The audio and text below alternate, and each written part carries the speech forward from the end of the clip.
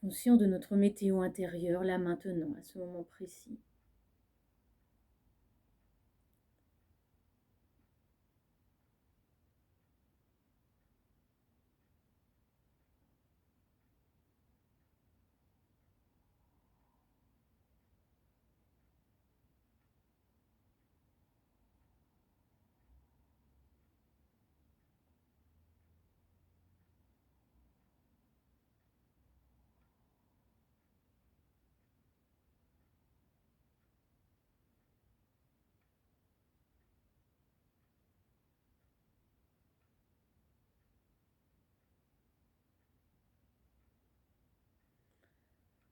Conscience des pensées qui nous traversent.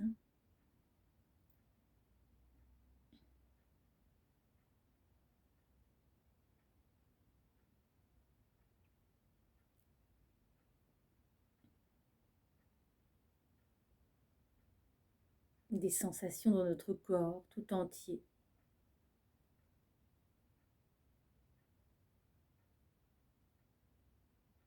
Du petit soleil qui soudain réchauffe notre corps et notre cœur, notre âme tout entière.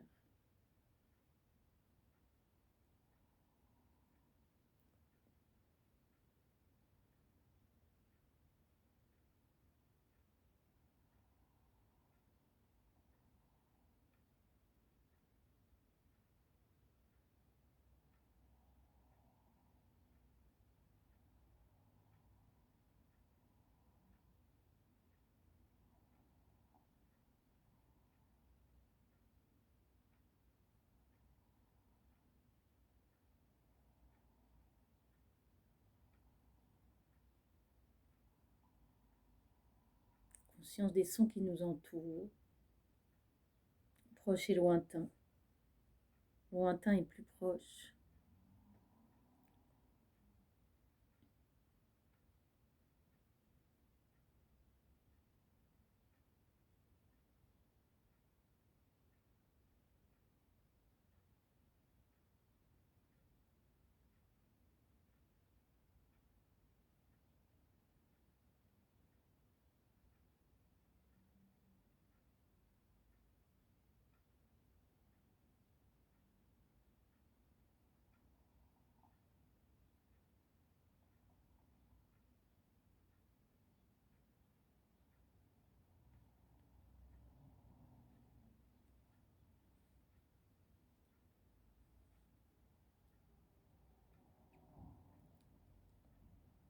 Puis revenir au souffle, inspirant, expirant consciemment.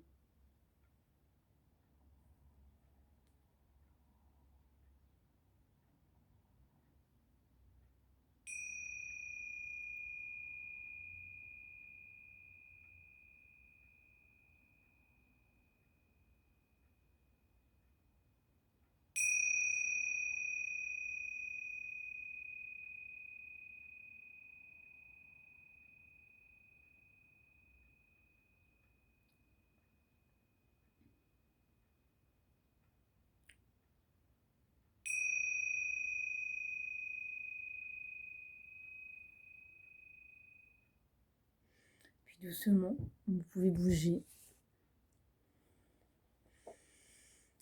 Avoir une respiration plus profonde et plus forte.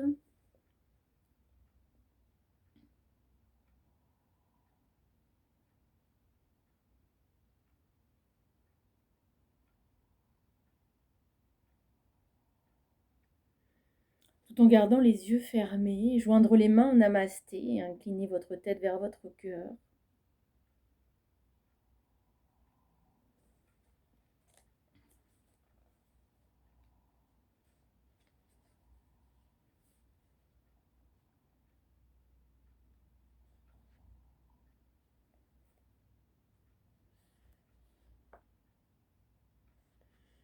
Je vais vous lire pour nous accompagner sur cette fin de pratique un passage du livre Océan en mer d'Alessandro Baricco.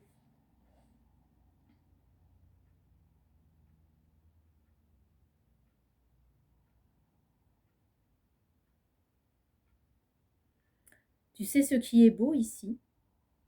Regarde, on marche. On laisse toutes ces traces sur le sable, et elles restent là, précises, bien en ligne.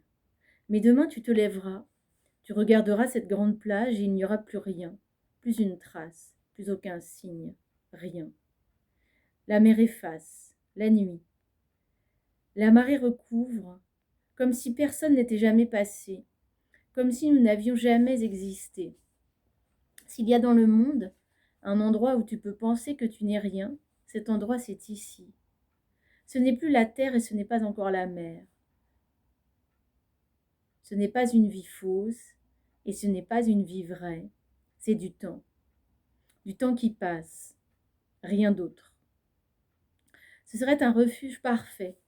Nous serions invisibles pour n'importe quel ennemi, suspendus, blancs comme les tableaux de Plaçon, imperceptibles même pour nous. Mais quelque chose vient gâter ce purgatoire, quelque chose à quoi tu ne peux pas échapper. La mer. La mer ensorcelle, la mer tue, émeut, terrifie, fait rire aussi parfois, disparaît par moments, se déguise en lac ou alors bâtit des tempêtes, dévore des bateaux. Elle offre des richesses, elle ne donne pas de réponse, elle est sage, elle est douce, elle est puissante, elle est imprévisible. Mais surtout, la mer appelle. Tu le découvriras, Élisée Wynne. Elle ne fait que ça au fond, appeler. Jamais elle ne s'arrête.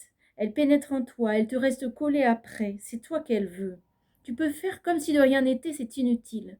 Elle continuera de t'appeler. Cette mer que tu vois et toutes les autres que tu ne verras pas mais qui seront là, toujours, aux aguets, patientes à 2 pas de ta vie. Tu les entendras appeler infatigablement. Voilà ce qui arrive dans ce purgatoire de sable et qui arriverait dans n'importe quel paradis et dans n'importe quel enfer, sans rien expliquer, sans te dire où. Il y aura toujours une mère qui sera là et qui t'appellera. Elle s'arrête, Anne Deveria, se penche, enlève ses chaussures, les laisse sur le sable, recommence à marcher, pieds nus. Élisée Wynne ne bouge pas. Elle attend qu'elle se soit éloignée de quelques pas. Puis elle dit, d'une voix suffisamment haute pour être entendue, « Moi, dans quelques jours, je partirai d'ici, et j'irai dans la mer, et je guérirai. C'est ça que je désire, guérir, vivre, et puis un jour, devenir aussi belle que vous. » Anne Deveria se retourne, elle sourit, elle cherche les mots, les trouve. « Tu m'emmèneras avec toi ?»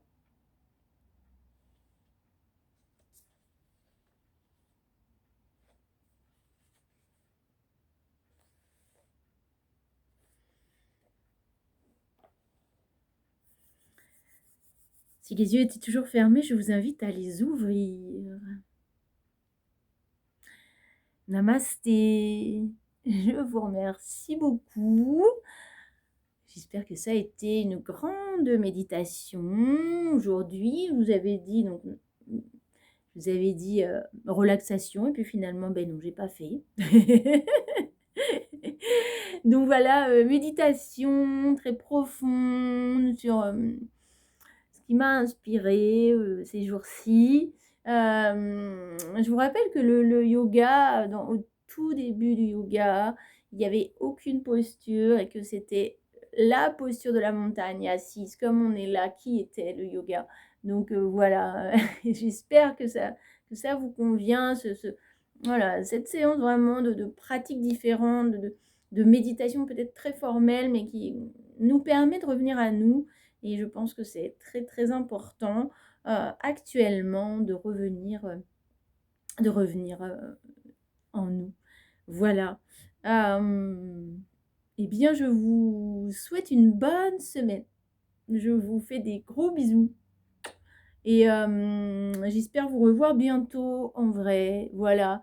Je vous embrasse. Merci toujours à tous et à toutes d'être présents dans ma vie. Merci. Bisous. Un cœur.